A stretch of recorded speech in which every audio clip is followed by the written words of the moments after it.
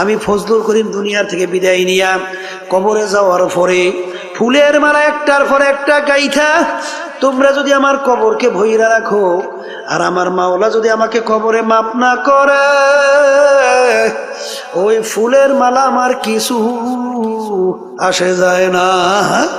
আর তোমরা যদি জুতার মালা একটার পর একটা গাইথা আমার কবর যদি তোমরা আমাকে ভইরা রাখো আর আমার মাওলা যদি আমাকে কবরে মাপ কইরা দেয় ওই জুতার মালা আমার কিছু আসে যায় না। এই জন্য আমার বাজানদেরকে বলবো, পর্দানে মা বোনদেরকে বলবো, আমার আব্বাজান বলতেন আমি দল দিয়া কি করব, আমি টাকা দিয়া কি করব, আমি সম্পদ দিয়া কি করব, আমি বিভিন্ন অমুক টমুক সমুক দিয়া কি করব, আমি পীরগির দিয়া কি করব। কারণ কবরের প্রশ্নের উত্তর আমার দেওয়া লাগবে, আমার কবরের প্রশ্নের উত্তর আমার দেওয়া লাগবে।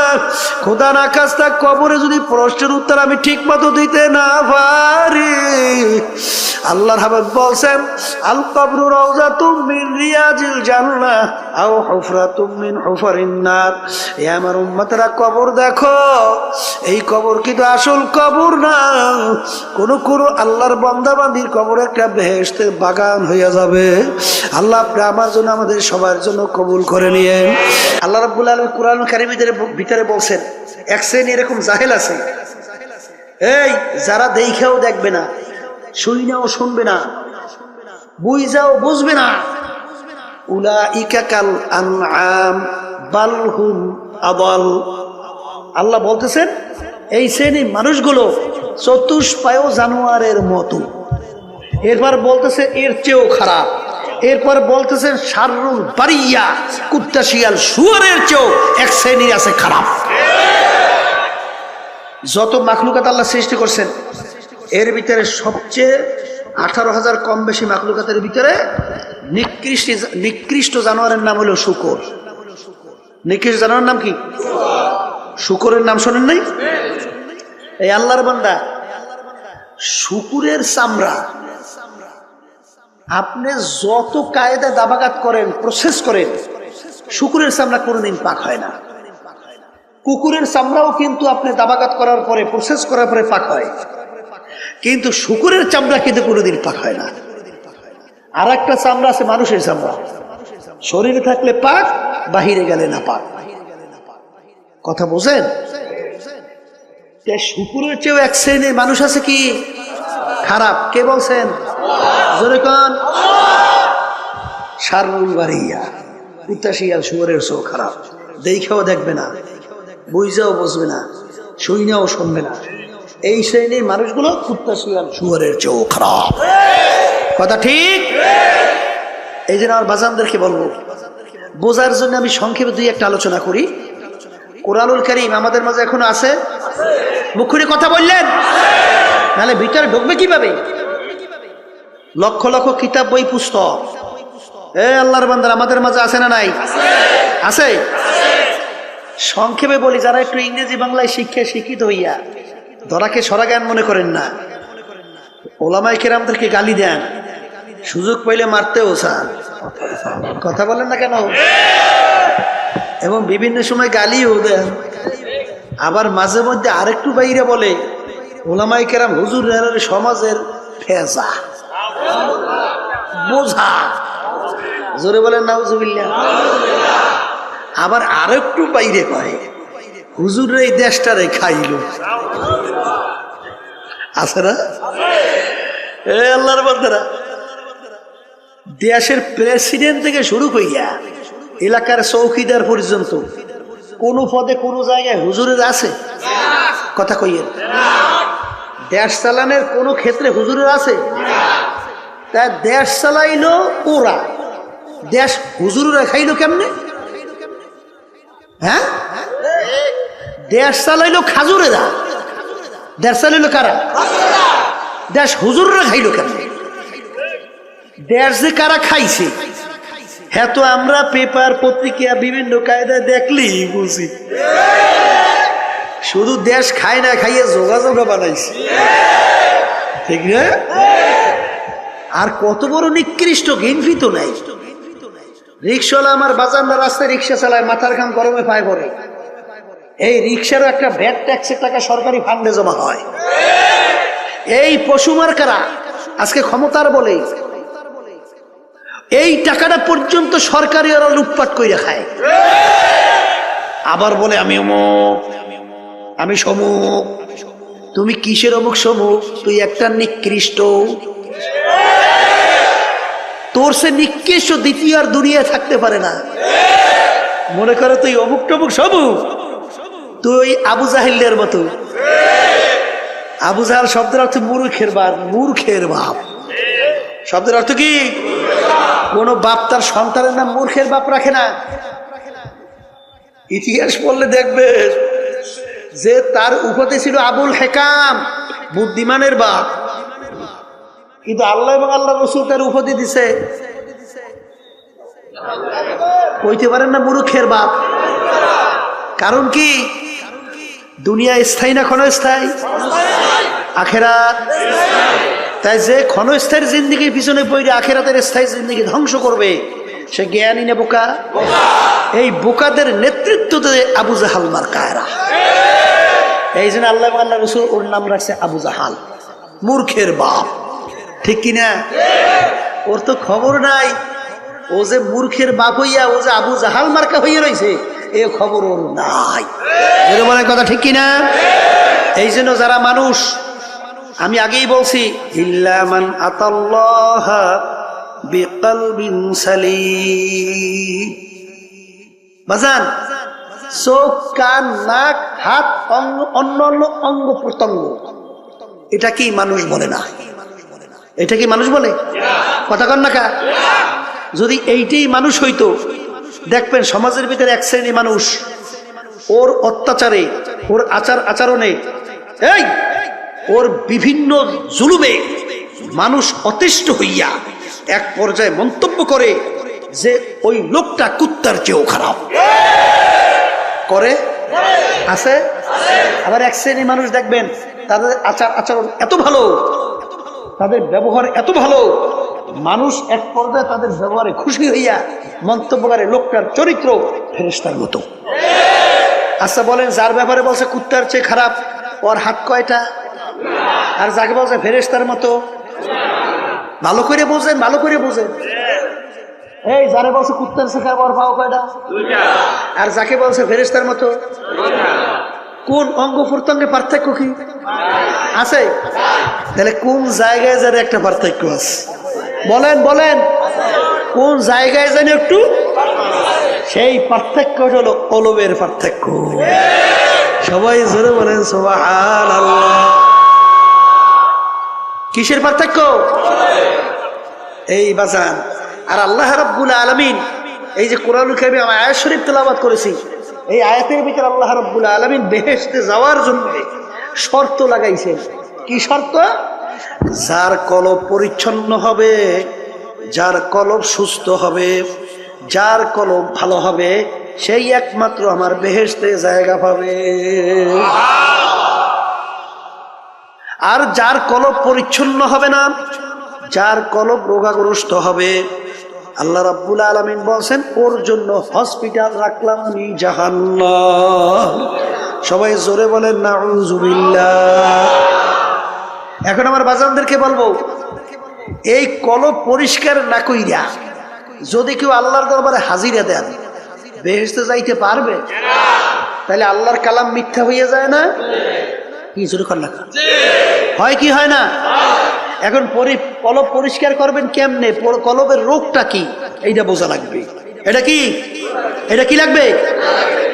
বাজার আপনার জ্বর হইয়া জিহ্বা নষ্ট হয়ে গেছে, যত ভালো খাদ্য আপনার সামনে নিয়ে আসা হোক না কেন, ওই খাদ্য কিন্তু আপনার কাছে ভালো লাগবে না। মুখের ভিতরে দেবে, বলবে কি খাদ্য নিয়ে আসছো? তিতা। কি? এই আল্লাহর বান্দারা, পর্দা আলে মা বোনেরা, এটা কি খাদ্যের দোষ না তোমার জিহ্বার দোষ? যদি তুমি ঘাউরমি কইরা বলো আমার জিহ্বা ভালো আছে, খাদ্য নষ্ট হয়ে গেছে, তখন তোমার কপালটা পড়ছে। কপালটা। আর যখন সবাই বলতেছে এ আল্লাহর বান্দা খাদ্য কিন্তু ভালো আছে, রোগ হইয়া নষ্ট হয়ে গেছে, তুমি এখনো কেন বসে আছো? যাও, তাড়াতাড়ি যাও, হসপিটালে ভর্তি হও, ডাক্তারের পরামর্শ নাও, প্রেসক্রিপশন অনুযায়ী ঔষধ খাওয়া শুরু করো। কি জোরে বলেন কথা ঠিক কিনা?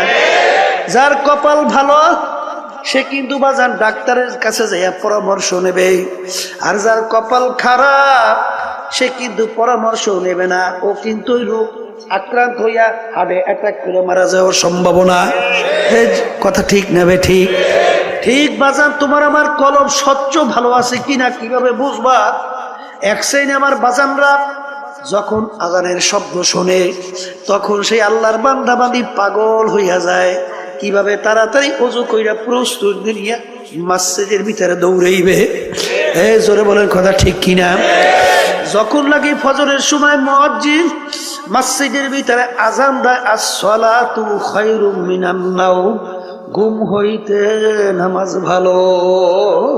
ওই আল্লাহর বান্দা বান্দি বাজান দেখ এই ঠান্ডার মধ্যে ল্যাপ তোষক মুড়া দিয়া ঘুমায়, যখন শোনে as-সালাতু খায়রুম মিনান নাওম, ঘুম হইতে নামাজ ভালো, সে কম্বল ফালাইয়া লাফ দিয়া উঠা ঠান্ডা পানিতে ওযু কইরা পাগলের মতো উঠা মসজিদের দিকে দৌড়ায়, যাই আল্লাহর সামনে আল্লাহু আকবার বইলা আল্লাহর সামনে দাঁড় হইয়া যায়। যখন কথা ঠিক না বে ঠিক? যে আল্লাহর বান্দা বান্দি বাজান কলব ভালো, আমার মাওলার যখন নাম শোনে তার কাছে এমন মধুর লাগে। বাজান ইব্রাহিম নবী সালাতু ওয়াস সালাম একদিন খানা খাইতেছে, ফেরেশতারা বলতেছে রব্বুল আলামিন ইব্রাহিম আলাইহিস সালাতু ওয়াস সালাম নবুয়তি পাইয়া বাদশাহী পাইয়া এত কিছু ক্ষমতাবান হইয়া তোমাকে মনে হয় ভুলে গেছে, তোমার মোহাব্বত কইমে গেছে, একটু পরীক্ষা করতে চাই। আল্লাহ রাব্বুল আলামিন বলে যাও একটু পরীক্ষা কইরা দেখো। বাজান ফেরেশতারা মুসাফিরের সূরাতে, আল্লাহু আকবার, কি সূরাতে? মুসাফিরের সূরাতে বাড়ির দরজায় আইসা করুণ সুরে ডাক দেয়, আল্লাহু কারীম। ইব্রাহিম আলাইহিস সালাতু ওয়াস সালাম খানা খায়, যখন তিনি শুনলেন আল্লাহু কারীম, বাজান পাগলের মতো হয়ে গেছে। আমার মাশুক মাওলার নাম কে উল্লেখ করলো, কে আমার মাশুক মাওলার নাম নিল। ভাত খানা পাশে রাখিয়া পাগলের মতো দৌড় মারলো, দৌড় দিয়া বাড়ির দরজায় দেখে মুসাফির রাস্তার পথিক, বলে ভাই তুমি আমার মাশুক মাওলার নাম আলোচনা উল্লেখ করছিলা, তুমি আমার মাশুকের নাম নিয়ে তুমি ডাক দিছিলা, তুমি আর একবার একটু আমার মাশুক মাওলার নাম শোনাও। পথিক বলতেছে হুজুর আমি একবার বলছি, আর একবার যদি আপনার মাশুক মালিকের নাম শোনাই আপনার বিনিময়ে আপনি আমাকে কি দেবেন? বলে আমার হাজার হাজার দুম্বা সব তোমাকে আমি দান করিয়া দিলাম, একবার একটু শোনাও। আবার মুসাফির করুণ সুরে ডাক দিয়ে বলে আল্লাহু কারীম। বাজান মাশুক মাওলার নাম যতবার শোনে ততই তার কাছে মধুর মতো লাগতে আছে। বাজান আপনি যাকে মোহাব্বত করেন তার কথা যতবার বার তোমার সামনে আলোচনা করা হয় তোমার কাছে ততই ভালো লাগে। ঠিক আল্লাহ তো দাবি করছে না, ওয়াল্লাযীনা আমানু আশাদ্দু হুব্বান লিল্লাহ, যারা মুমিন সব জিনিসের চেয়ে আমি মালিককে বেশি মোহাব্বত করে। বলে হুজুর মুসাফির আর একবার আমার মাশুক মাওলার নামে একটু শোনাও। হুজুর বিনিময় কি দেবেন? বলে আমার হাজার হাজার উট সব তোমাকে আমি দান কইরা দিলাম। আবার ডাক দিয়ে বলে আল্লাহু কারীম। যত বলে ততই তার কাছে আরো মজা মজা লাগে। কারণ মোহাব্বতি লোকের নাম অন্যের মুখে শুনতে আরো ভালো লাগে। বাজার এরকম বলতে বলতে তার সব মাল সম্পদ দেওয়া হয়ে গেল। আবার একটু শোনাও, এর বিনিময় কি দেবেন? আমার তো আর কিছু নাই, আমি তোমার সঙ্গে ওয়াদা করতেছি, আমি ইব্রাহিম যতদিন বাইচা থাকবো ততদিন আমি তোমার গোলামি করতে থাকবো। তবু তুমি একটু আমার মাসুক মাওলার নাম শোনা।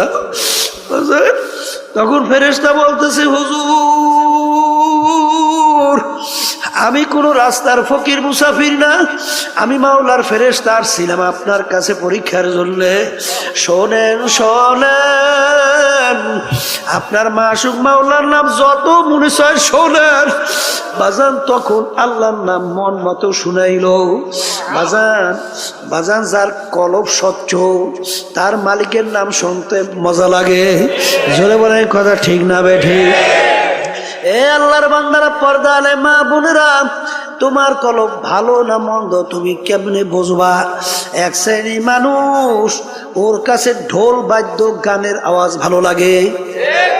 আর একটু আসতে কন, এই আছে জোরে কন, আছে জোরে কন, আছে। তার কাছে আজানের শব্দ বিশ্বাস শব্দের মতো মনে হয়। জোরে বলেন কথা ঠিক না না ঠিক? তার কাছে আল্লাহর নাম শুনলে বিরক্ত লাগে। তখন বুঝতে হবে বাজান, এটা কিন্তু নামাজের দোষ না, আল্লাহর নামের দোষ না, আজানের দোষ না, তোমার কলবটা নষ্ট হয়ে গেছে। তোমার কলব কি হয়েছে? এটা মুখ খুলে বলেন, কলব কি হয়েছে? এখন এই কলব নষ্ট অবস্থায় তুমি যদি দুনিয়া থেকে বিদায় নিয়ে কবরে যাও, আমার মাওলার বেহেশতে যাওয়া যাবে? হ্যাঁ, বেহেশতে যাওয়া যাবে? আবার জোরে কাজ যাবে? এখন বাজান তোমার কাছে নামাজ ভালো লাগে না, আল্লাহর জিকির ভালো লাগে না, তোমার কাছে আজানের শব্দ ভালো লাগে না, এটা কিন্তু আজানের দোষ না, নামাজের দোষ না, এটা কিন্তু তোমার কলবের দোষ। এখন এই কলবের ভিতরে রোগ আইসা গেছে। এখন কলবের চিকিৎসা করা লাগবে কি লাগবে না? সবাই কন নাই? কলবের চিকিৎসা লাগবে, লাগবে, লাগবে। এখন এই কলবের চিকিৎসার জন্য MBBS FRCS ডাক্তার তাদের কাছে যাইবেন না? হ্যাঁ, তারা কলবের চিকিৎসা করতে পারবে? এই কলবের চিকিৎসককে, কলবের চিকিৎসক হলো হক্কানি উলামায়ে কেরাম, হক্কানি পীর বুজুর্গেরা। কি কথা কয় না দেখি? এখন এই আল্লাহ খাস বান্দাদের কাছে, হক্কানি আলেমদের কাছে যাওয়ার পরে আপনার অবস্থা দেখার পরে বা বলবে বাজান তুমি এইটা করো, এইটা কইরো না। কথা কয় না? তুমি এইভাবে চলো, এইভাবে চইলো না। যারা আল্লাহর খাস বান্দাদের হুকুম ঠিক মতো মানতে পারবে, আল্লাহ রাসূল সাল্লাল্লাহু আলাইহি ওয়াসাল্লাম একদিন বসা এক সাহাবী এসে বলতেছেন, ইয়া রাসূলুল্লাহ, ইয়া হাবিবাল্লাহ, আপনি আমাকে কিছু আমলের কথা আপনি বইলা দেন, যেই আমল করার মাধ্যমে আমি নাজাত পাইয়া জান্নাতে যাইতে পারবো। তাহলে বোঝা গেল সাহাবীর আগেই সে ঈমানদার ছিল, ঈমান আনছিল। কথা ঠিক? আল্লাহ রাসূল সাল্লাল্লাহু আলাইহি ওয়াসাল্লাম তাকে নামাজ সহ বিভিন্ন আমলের কথা বাতাইলেন। সাহাবী বলতেছেন, ইয়া রাসূলুল্লাহ, ইয়া হাবিবাল্লাহ, আপনি সাক্ষী থাকেন, আপনি যেইভাবে আমাকে বলছেন আমি হুবাহু এইভাবেই পালন করব, একটু বাড়াবো না, একটু কমাবো না। যখন এই কথা বললে আল্লাহর বান্দারা না করলো, আল্লাহ রাসূল সাহাবায়ে কিরামদেরকে বললেন, তোমরা যদি বেহেশতি লোক দেখতে চাও তাকে ইঙ্গিত করিয়া বললেন তাকে দেইখা না। আল আমরু ফাওকাল আদাব, আদবের ভিতরে সবচেয়ে বড় আদব হলো কথা মানা। আদবের ভিতরে সবচেয়ে বড় আদব কি? হ্যাঁ, আর বেয়াদব মাহরুমে গাশত আজ ফাজলাহ, আর যে নাকি বেয়াদব হয়, কথা মানে না, আল্লাহর রহমত থেকে বঞ্চিত হয়। কথা ঠিক? এখন আবার কথা কইয়েন এক শ্রেণী কিন্তু বর্তমানে ফতুয়া দেয় না, আমরা দেবো কি? এখন তারিখে মনে আর ফতুয়া দেওয়া শুরু করছে। নামাজ নাই, রোজা নাই, খারাই ঘেরাইয়ে মতে, তারাও এখন ফতুয়া দেয়। কি আমি ভুল বলছি? হ্যাঁ, ঠিক মতো আলিফ উচ্চারণ করতে পারে না, ঠিক মতো সূরা ফাতিহাটা সহিভাবে তেলাওয়াত করতে পারে না, এরাও এখন ফতুয়া দেওয়া শুরু করছে। আছে না নাই? কে আপনারা বাংলাদেশে আধুনিক যুগে বুঝি টের পান না? ট্রাক্টর পান না? কি ট্রাক্টর পান না গেছে? পাইছেন না? হ্যাঁ, ফতুয়া দেওয়া শুরু করছে। ফতুয়া মানে মতামত। মতামত দেবে কোরআন এবং হাদিসের সঙ্গে না মিললে মেলা লাগবে না? না তোমার নিজের মতামত? হ্যাঁ, ফতুয়া মানে রায় প্রদান করা। আপনি রায় দেবে কোরআন এবং হাদিসের বাইরে না কোরআন এবং হাদিস অনুযায়ী? হ্যাঁ, মেলা লাগবে না? না লাগবে না? বর্তমানে একদল ভাই এসে ফতুয়া দেয়। আল্লাহ মাফ করেন, আল্লাহ আপনি মাফ করে দেন। আল্লাহুম্মা আমিন। এই জন্য আমার বাজানদেরকে বলবো, বাজান আমাদের এই তরিকার নাম হলো সিস্তিয়া সাবিরিয়া তরিকা। এই তরিকার 5টা ঔষধ আছে। আমার আব্বাজান দাদাজান বাজান চ্যালেঞ্জ করে বলতেন, বাজান তোমাদের সঙ্গে কোনো ঝগড়া নাই, মারামারি নাই, কাটাকাটি নাই, তোমরা কিছুদিন ঠিক মতো ঔষধ পালন করে দেখো, দেখবা তোমার আমার আগে নামাজ ভালো লাগতো না, এখন আজান দিলে আল্লাহর ফজল করবে, নামাজ পড়ার জন্য পাগল হইয়া যায়। আগে রোজা ভালো লাগতো না, এখন জীবন গেলেও রোজা ছাড়তে পারে না। আগে মিথ্যা কথায় অভ্যস্ত, এখন আল্লাহর ফজলে জীবন গেলেও মিথ্যা কথা বের হয় না। আগে বিভিন্ন জুলুমের ভিতরে লিপ্ত ছিল, এখন আল্লাহর ফজল করমে জুলুমের কাছেও যায় না। আপনাদের এলাকায় 2-1 নাই? এই 1 2 হাজার হাজার, কথা বলেন না?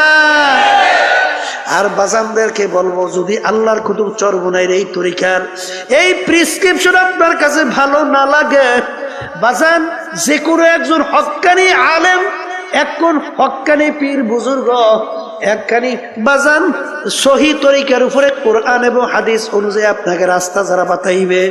আমাদের উদ্দেশ্য হইল কলবের রোগ সাইরা, চোখে পানি নিয়ে আল্লাহর হুকুম নবীর তরিকা অনুযায়ী চইলা, তারপর কলবকে স্বচ্ছ কইরা মাওলার দরবারে হাজির হওয়া। কি জোরে বলার কথা ঠিক কিনা? কলবের রোগের ভিতরে উল্লেখযোগ্য একটা রোগের নাম বলে হিংসা। হিংসা কাকে বলে? পরে উন্নতি দিকে সহ্য করতে না পারা, পরে উন্নতি দিকে সহ্য করতে না পারা, এইটার নাম কি? হিংসা। আর একটা রোগের নাম হলো তাকাব্বুরি। তাকাব্বুরি হলো সমস্ত এই রোগের মূলের ভিতরে মাথার রোগ হলো তাকাব্বুরি। মানে আমি ভালো, আমি বড়, আমি অমুকের সে ভালো, আমি অমুকের সে বড়। কথা ঠিকই না? একটা নম্বর রোগের নাম হইল হুব্বে যা হুব্বে মাল। মালের মহব্বত, সম্মানের মহব্বত আছে, পদের মহব্বত আছে, কথা কন না কা? এই রোগগুলো অন্তর থেকে দূর করা লাগবে। কেমনে দূর করতে হইবে? এই যখন নাকি হক্কানে তরিকে আল্লাহর কুতুবদের কাছে যাবেন, তখন দেখবেন আল্লাহর ফজল করমে আপনাকে ঔষধ কোরআন এবং হাদিস অনুযায়ী বাতাইয়ে দেবে। আপনি পালন করলেই আল্লাহর ফজলে দেখবেন দিনের দিন আপনার দিল আল্লাহর ফজলে স্বচ্ছ হইতে থাকবে। এর হাজার হাজার প্রমাণ বাংলাদেশ তামাম দুনিয়ার ভিতরে আছে না নাই? আছে, আছে। আমার ভাইদেরকে বলবো, পর্দা আলে মা বোনদেরকে বলবো, এক শ্রেণী আমার বাজানরা আছে কোরআন এবং হাদিসের সঙ্গে মেলে বা না মেলে, তারপরেও সেই পথ সেই মত ছাড়তে পারে না। যেরকম আছে না? শুনছিলাম এক বেদাতি, মানে নামাজ নাই, রোজা নাই, পর্দা নাই, সুন্নাত নাই, কোরআন এবং হাদিসের সঙ্গে তার কার্যক্রম কোনো মিল নাই, কিন্তু তারপরেও সেখানে দৌড়াদৌড়ি করে বলে, বাজান আপনাদের পীর যে নামাজ, বাবা যে নামাজ পড়ে না, পর্দা যে নাই, সুন্নাত যে নাই, আপনি তারপর পিছনে দৌড়ান কা? কলে থুন ফালাইয়া, বাবার কথা যদি জাহান্নামে যাওয়া লাগে যাব। জোরে চিৎকার মেরে বলে নাউজুবিল্লাহ মিন যালিক। এই ব্যাপারটা কেমন বুঝলেন? ব্যাপারটা তো সহজ মনে করিয়েন না। জাহান্নামে যাওয়া লাগলে যাইবে, ব্যাপারটা তাহলে বোঝা গেল যে তার স্বাভাবিক সেন্স নাই, তার স্বাভাবিক ব্রেনটা নাই, তাকে জাদুর মাধ্যমে ব্রেনকে বিভিন্ন কায়দায় উল্টাই ফুলটাই ফেলাইছে। আর হাদিসের ভিতরে আসছে, আল্লাহ রাসূল সাল্লাল্লাহু আলাইহি ওয়াসাল্লাম বলছেন, আস-সিহরু হাক্কুন, জাদু সত্য। যখন তুমি দেখবা, এই মিয়া আপনার চোখের ডাক্তার, চোখের রোগ হইছে, আপনি কি চোখের ডাক্তারের কাছে যাইবেন না পেটের বিশেষজ্ঞের কাছে যাইবেন? আপনার পেটেরও কইছে, পেট বিশেষজ্ঞের কাছে যাইবেন না চোখ বিশেষজ্ঞের কাছে যাইবেন? হ্যাঁ, আচ্ছা আপনি বেহেশতে যাইবেন, জাহান্নামের পথ কোনটা, বেহেশতের রাস্তা কোনটা, এটা কোরআন এবং হাদিসের বাহিরে কোনো বেহেশত এবং জাহান্নামের রাস্তা আছে? আচ্ছা এই সম্পর্কে ডাক্তার কারা, হক্কানি ওলামায়ে কেরাম না বিভিন্ন কায়দায় ইংরেজি ফরণ্যারা?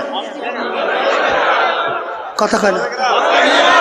হ্যাঁ, যারা নাকি বিভিন্ন ইংরেজি ফরিয়ে টুরিয়ে বিভিন্ন মাঝে মধ্যে একটু ভতুয়া দেয়, বিভিন্ন কায়দা কায়দায় আপনাকে জান্নাতে নিয়ে যাই চায়, তাইলে রুগীও মরবে হেডাও মরবে।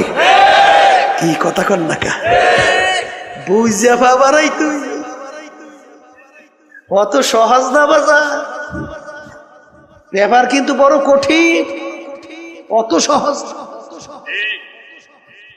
আপনি যাইতে হবে কোরআন এবং হাদিস বুঝুন না, বিশেষজ্ঞর কাছে যাইতে হবে। তারপরে আপনি যদি না যান, তারপরে যদি সেই বাবাদের কাছে যান, সেই মুরব্বীদের কাছে যাইয়া কোরআন এবং হাদিসের সঙ্গে সাহাবায়ে কেরামদের সঙ্গে মিলুক বা না মিলুক, তারপরে আপনি দৌড়দৌড়ি করতেছেন, তাহলে বুঝতে হবে আপনার জেহেন ঠিক নাই, তাহলে জাদুর মাধ্যমে আপনার জেহেনকে পরিবর্তন ঘটাই বলাইছে। আল্লাহ রাসূল সাল্লাল্লাহু আলাইহি ওয়াসাল্লামকে জাদু করে নাই? কথা কয় না কা? আল্লাহর নবীকেও জাদু করছে, অত সহজ মনে করিয়েন না। আস-সিহরু হাক্কুন, জাদু সত্য। জোরে বলেন কথা ঠিক না বে ঠিক? এই জন্য আমার ভাইদেরকে বলবো, পর্দা আলে মা বোনদেরকে বলবো, বাজান কোনো দলাদলি বুঝি না। আমার আব্বাজান রহমাতুল্লাহ আলাইহি বলতেন, এ দুনিয়ার মানুষ শোনো, আমি ফজলুল করিম দুনিয়ার থেকে বিদায় নিয়া কবরে যাওয়ার পরে ফুলের মালা একটার পর একটা গাইথা তোমরা যদি আমার কবরকে ভইরা রাখো, আর আমার মাওলা যদি আমাকে কবরে মাপ না করে, ওই ফুলের মালা আমার কিছু আসে যায় না। আর তোমরা যদি জুতার মালা একটার পর একটা গাইথা আমার কবর যদি তোমরা আমাকে ভইরা রাখো, আর আমার মাওলা যদি আমাকে কবরে মাপ কইরা দেয়, ওই জুতার মালা আমার কিছু আসে যায় না। এই জন্য আমার বাজানদেরকে বলবো, পর্দা আলে মা বোনদেরকে বলবো, আমার আব্বাজান বলতেন, আমি দল দিয়া কি করব, আমি টাকা দিয়া কি করব, আমি সম্পদ দিয়া কি করব, আমি বিভিন্ন অমুক টমুক সমুক দিয়া কি করব, আমি পীরগিরি দিয়া কি করব, কারণ কবরের প্রশ্নের উত্তর আমার দেয়া লাগবে, আমার কবরের প্রশ্নের উত্তর আমার দেওয়া লাগবে। খোদা না খাস্তা কবরে যদি প্রশ্নের উত্তর আমি ঠিক মতো দিতে না পারি, আল্লাহর হাবিব বলছেন, আল কবরু রাউযাতুম মিন রিয়াজিল জান্নাহ আও হুফরাতুম মিন হুফারিন নার। এ আমার উম্মতরা, কবর দেখো, এই কবর কিন্তু আসল কবর না, কোন আল্লাহর বান্দা বান্দির কবর একটা বেহেশতের বাগান হইয়া যাবে। আল্লাহ আপনি আমার জন্য আমাদের সবার জন্য কবুল করে নিয়ে। আল্লাহর হাবিব বলছেন, ও আমার উম্মতেরা, কোন নাফরমানের কবরের মধ্যে জাহান্নামের আগুন এসে ভইরা যাবে। আল্লাহ আপনি আমাকে সহ আমাদের সবাইকে মাফ কইরা দিয়ে, আল্লাহ আপনি আমাকে সহ আমাদের সবাইকে মাফ কইরা দিয়ে। আল্লাহর হাবিব বলছেন, ও আমার উম্মতেরা, কোন নাফরমানের কবর মধ্যে মাটি এমন ভাবে চাপ মারবে, এক পাজরে হাড্ডি নিয়ে অন্য পাজরের মধ্যে মিশাইয়া দেবে। আল্লাহ আপনি আমাকে সহ আমাদের সবাইকে মাফ কইরা দিয়ে। আল্লাহ রাসূল বলেন, ও আমার উম্মতেরা, 99 তিননিনান লাউ নুফিকা ফিল আরদি মা আনবাতাত খাদরা। কোন নাফরমানের কবরের মধ্যে একটা না দুইটা না 99টা বিষাক্ত সাপ জমা হইয়া যাবে, কিয়ামত পর্যন্ত ওই নাফরমানকে পেছাইয়া পেছাইয়া ঠুকরাইতে থাকবে। আল্লাহ আপনি আমাকে সহ আমাদের সবাইকে মাফ কইরা দিয়েন। ওই সাপ কেমন বিষধর হবে, যদি জমিনের দিকে মুখ কইরা ফুঁক দিত, এই জমিনের ভিতরে গাছপালা মাথা জাগাতে পারতো না। বাজার, অনেকে বলতে পারেন, হুজুর এই সাপে এত বিষ কিভাবে হয়? বর্তমান আধুনিক যুগে বোঝাতে বড় সহজ রে বাজান, কারণ বর্তমানে অ্যাটম বোম তৈরি করছে, আনুপানবিক বোমা তৈরি করছে, যেটাকে পারমাণবিক বোমা বলা হয়। এতটুকু ছোট একটা বস্তু যদি কোনো এলাকায় ছাইরা দেয়, ওর ক্রিয়ায় সমস্ত এলাকার গাছপালা মানুষ সব মইরা সাপ পেয়ে যায়। এতটুকু ম্যাট্রিয়াসের মধ্যে এতটুক পদার্থের ভিতরে যদি আমার মাওলা এত ক্ষমতা রাখতে পারে, আমার মাওলা সেই সাপের ভিতরে এত কেন বিষ দিতে পারবে না? এই জন্য আমার ভাইদেরকে বলবো, পর্দারে মা বোনদেরকে বলবো, আমার আব্বাজান রহমাতুল্লাহ আলাইহি বলতেন, বাজান এরপরেও যদি মদ না বুঝেন, বাজান রে দৈরানো কবরে যদি কিছু নাও হয়, তুমিও বাইচা গেলাম, আমিও বাইচা গেলাম, কিন্তু বাজান যদি কবরে হইয়া বসে, তাহলে তোমার বা উপায় কি, আমার বা উপায় কি? আল্লাহ